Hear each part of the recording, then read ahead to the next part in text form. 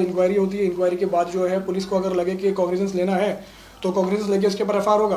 क्यों? और पुलिस को अपने हिसाब से वक्त लेना होता है।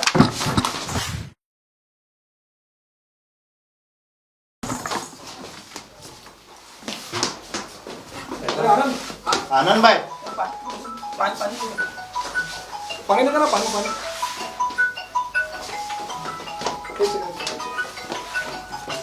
पानी मारना मुझे।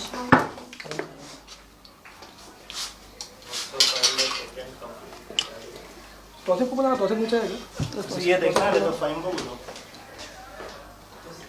ऐसा एक सेकंड इसको तौसीफ को भाई बुलाओ। भाई आनंद भाई इसको हटाना, दीपक इसको हटा बाजू में।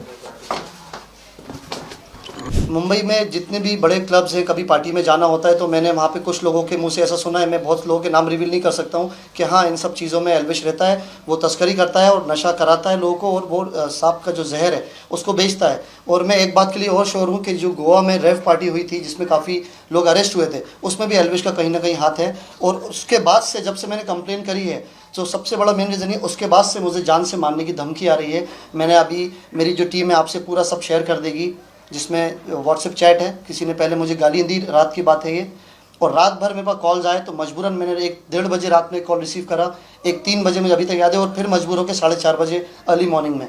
सो जान से मारने की धमकी दी गई है कि एल्विश की कंप्लेन वापस ले, नहीं तो तुझे हम गोली मार देंगे।